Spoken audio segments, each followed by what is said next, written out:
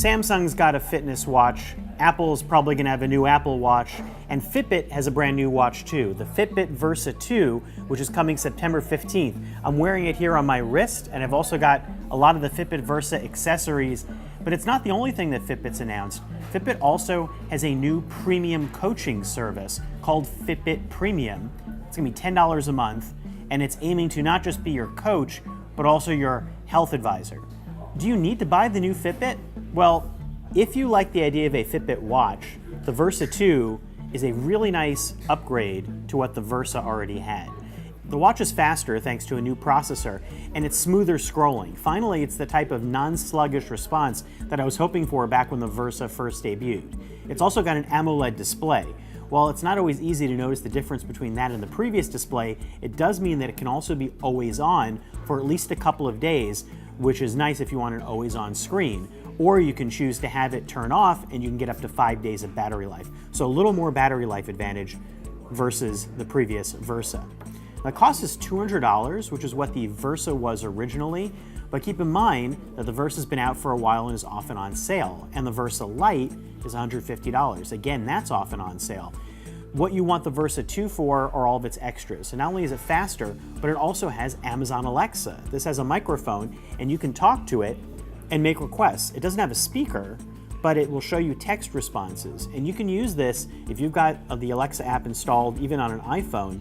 You can use this to quickly get information about things that are around you. You could turn on and off Alexa controlled devices, kind of use it as a mini hub on your wrist. What you can't do is use it to control music, and you cannot yet use it to control on-wrist Fitbit functions, like starting a workout. That will come by the end of the year, but not yet. But it's a nice step because there was never anything like that before. Also, on this watch and on other Fitbit Versa and other Fitbit devices is going to be Spotify support. That's huge because Fitbit Versa already had the ability to store music, but it wasn't something I would ever really use because it was for Pandora Premium, Deezer, and music that you would load on yourself. None of those would I actually do. But Spotify is a great service, and I would do that. So that's exciting, but again, that's not a reason you need to necessarily get this one, but it might be a way to consider the whole Versa lineup or the Fitbit watch lineup that supports that. We'll see if it also comes to Ionic. So like the Fitbit Versa Lite, it only has one button on the Fitbit Versa 2, and that's on the side. The Fitbit Versa, the original one, had 3 buttons. You can still touch on the screen here and swipe, and you can put a whole bunch of watch faces on, only 1 at a time right now, but it will support up to 5 by the end of the year. And if you want to hold that button on the side, you can bring up Alexa. You can also customize that side button to bring up Fitbit Pay instead. The Versa 2 has a lot of the same features otherwise. Connected GPS, which means it needs your phone. It doesn't have standalone GPS, and has 50-meter water resistance, but it's also compatible with all the other Versa chargers and bands, which is really nice. So same charger and a whole bunch of bands, and I've got a bunch of them here. There's a nice woven leather band. There's a reflective band with nylon that's really cool. Silicone bands. Recco has a band that this actually uses a bit of a beacon without battery, so you could use this for rescue in the woods. Perforated silicone bands and Horween leather. So there's a lot of options. At $200, you get the Fitbit Versa 2, which comes with one band, not this one. And for $230, there's a premium one that comes with a nice woven band plus the silicone band, which might be worth considering. And all of them now have Fitbit Pay, which used to be a step-up option. Keep in mind, Fitbit Pay still doesn't work with all banks.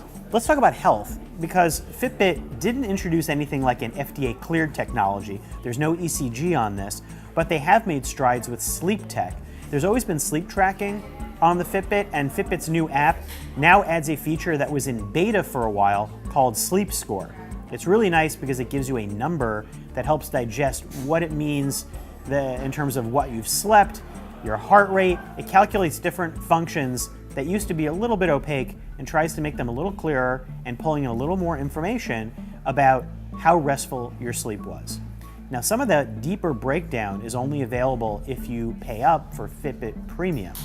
And Fitbit Premium sounds like the thing that I've been hoping somebody would make at some point, which is a helpful fitness guide and more active insight-based coaching system to help me understand how I'm going to get from walking 10,000 steps a day to finally losing more weight and coming up with a game plan for my life, which is hard for me.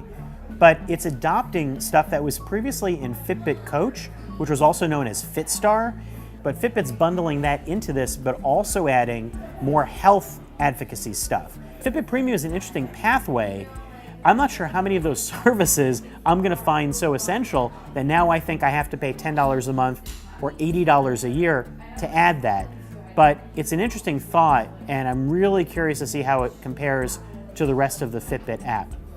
There aren't a lot of changes to the rest of the Fitbit experience. Fitbit really is about trying to expand its line, add a few more services, and reach out to the corporate world, the enterprise world, the consumer world, health insurance. In fact, they have a $50 scale now that's supposed to be more appealing for certain health plans to maybe pick up and cover.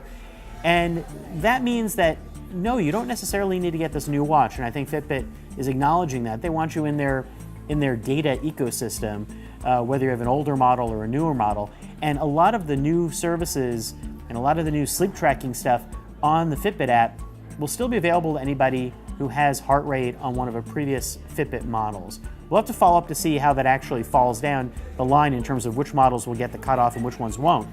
But the Fitbit Versa 2 is the one that I wish the Fitbit Versa had been. And we'll have to see how the Apple Watch compares, and we'll have to see what the Samsung Galaxy Watch Active 2 is like, because there are going to be a lot of fitness watches coming out this holiday season, and Versa 2 is landing right in the middle of them.